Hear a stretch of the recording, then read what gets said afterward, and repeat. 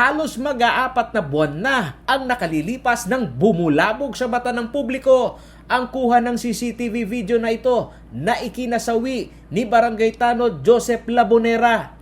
Binaril siya ng riding in tandem na teorya ng PNP. Iyon ay dahil sa pagiging mahigpit niya sa pagpapatupad ng minimum health security protocol sa Barangay del Carmen checkpoint sa bayan ng Florida Blanca, Pampanga. Sa panahong patuloy ang extension ng household lockdown dito sa Pampanga na ang pangunahing inaasahan ay ang mga barangay official, kinumusta ng CLTV News Team kung anong suporta ang nakuha ng mga naulila ng Barangay Tanod na si Mang Joseph Labonera. Nagulat kami sa balita ni Barangay del Carmen Kapitan Joel Santos dahil ang inaasahan umanong insurance death benefit ng namayapang si Labonera hindi pa nakuha. Financial, wala. Yung ano lang, yung binigay lang talaga ni Coop. Kasi yung insurance nila, hindi ko malaman yung ano nang nangyari sa insurance ng sa munisipyo dati. Hindi na bumalik yung insurance agency na nag-aasikaso ng mga insurance ng mga tanod.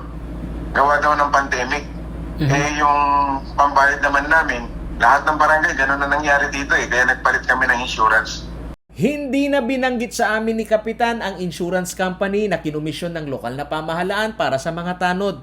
Kaya sinikap naming alamin mula sa Liga ng mga Barangay President na Florida Blanca, Pampanga kung anong nangyari, bakit hindi nakuha ang death insurance benefit ng pamilya ni Labonera. Ngunit ang masaklap, hindi rin updated si Konsehal Diosdado Vitug sa nangyari. Dati, yung sa Paramount to alam ko na expired na yata yung ano nila.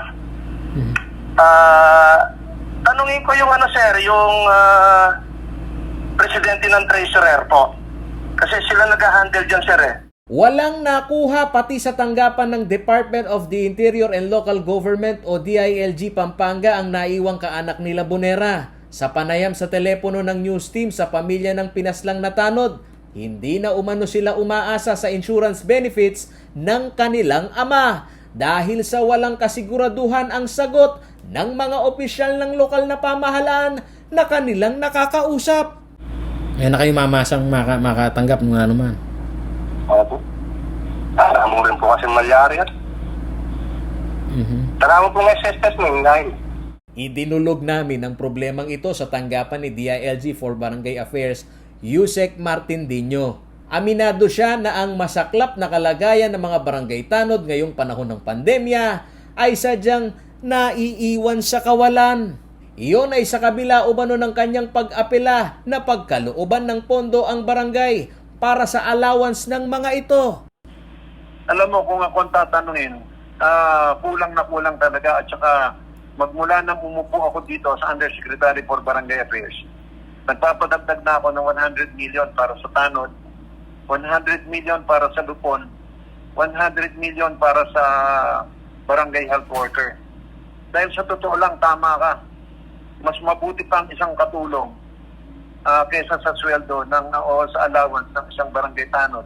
Sinabi ni Dino na matagal nang nakabinbin ang panukalang batas na tinaguriang Magna Carta for Barangay o ang salary standardization ng mga barangay official, ngunit hanggang ngayon ay nasa kamay pa rin umano ng mga mambabatas. Merong Senate Bill 1956, 1956 si Senator Manny Pacquiao na dapat mabigyan ng sweldo na ang mga barangay official, SK, kasama ang tanod, lupon.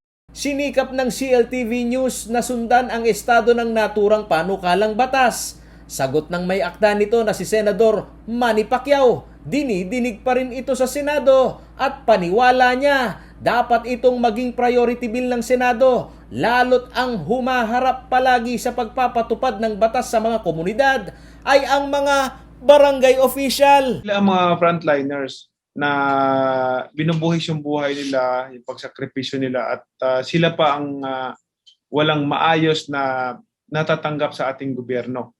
Yun po yung purpose ng batas natin na magkaroon sila ng standardization ng salary Sinabi ni Pacquiao na nasa ikapitong pagdinig na ang Magna Carta for Barangay at base umano sa pag-aaral ng Technical Working Group ng Senado, ang sektor ng mga volunteer na tanod na walang nakukuhang regular na sweldo at benepisyo ay kailangang bigyan ng pansin, lalo na ngayon na nakasalalay sa kanila ang pagpapatupad ng community quarantine.